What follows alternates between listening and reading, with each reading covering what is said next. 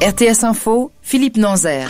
Dans la course au vaccin contre le coronavirus, c'est au tour du créateur du vaccin russe Sputnik V d'assurer aujourd'hui que celui-ci est efficace à 92%.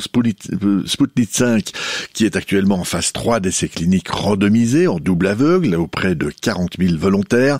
92%, c'est 2% de mieux que le vaccin annoncé il y a quelques jours par l'américain Pfizer et l'allemand BioNTech, produit dont l'efficacité est estimée par ses concepteurs à 90%. Pfizer et BioNTech qui viennent justement d'annoncer avoir conclu un accord avec la Commission européenne pour la livraison de 200 millions de doses de leur vaccin encore expérimental, accord ferme, assorti d'une option sur 100 millions de doses supplémentaires. Les livraisons devraient débuter d'ici la fin de l'année en fonction du succès clinique et des autorisations délivrées par les autorités de régulation, ajoutent les deux partenaires dans un communiqué conjoint.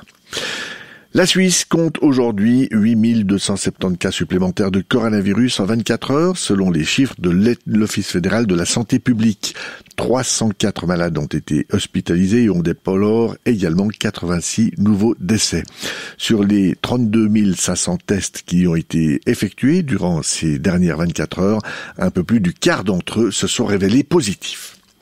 Politique fédérale, la commission de politique extérieure du Conseil national veut instituer une sous-commission exclusivement consacrée à l'accord institutionnel entre la Suisse et l'Union européenne. La décision a été prise à l'issue d'un entretien que les députés ont eu avec la présidente de la Confédération, Simonetta Sommaruga, et le ministre des Affaires étrangères, Ignazio Cassis, sur l'avancement des travaux concernant l'accord cadre. Ce projet doit encore recevoir l'approbation du bureau du Conseil national.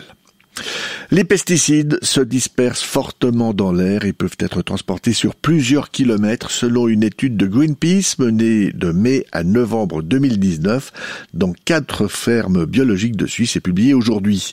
Des scientifiques du Umweltinstitut de Munich ont utilisé des collecteurs dits passifs, explique Greenpeace, et ils ont constaté des contaminations multiples sur tous les sites. L'organisation gouvernementale demande des mesures pour protéger les champs exploités selon le principe de l'agriculture biologique. À l'étranger, attentat en Arabie Saoudite, attentat perpétré ce matin dans le cimetière non musulman de Jeddah. 4 personnes ont été légèrement blessées par une explosion. D'après le journaliste du Figaro, Georges Malbruno, qui cite une source diplomatique à Riyad, une grenade a été lancée dans le cimetière alors que se déroulait une cérémonie commémorative de l'armistice du 11 novembre 1918. De la voile maintenant avec le retour à la case départ pour l'un des grands favoris du Vendée Globe, Jérémy Bayou sur Charal. Il a dû faire demi-tour ce matin vers les Sables d'Olonne, point de départ de la course autour du monde en solitaire et sans escale. Il faut dire qu'hier soir, au large des côtes espagnoles, le navigateur a percuté un ovni, c'est-à-dire un objet flottant non identifié, choc qui nécessite des réparations plus importantes que prévues, indique à la mi-journée son équipe.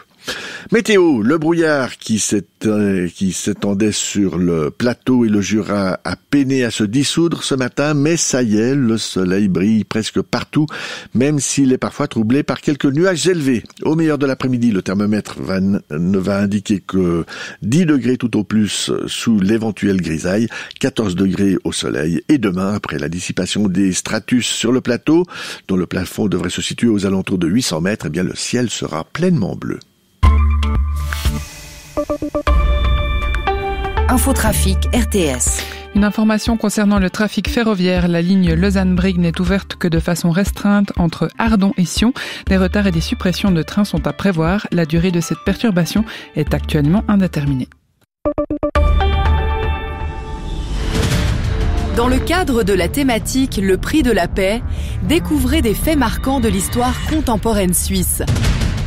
Histoire vivante revient sur les implications de notre pays avant et après la Seconde Guerre mondiale, du 9 au 13 novembre, dès 13h30, sur La Première et sur Play RT.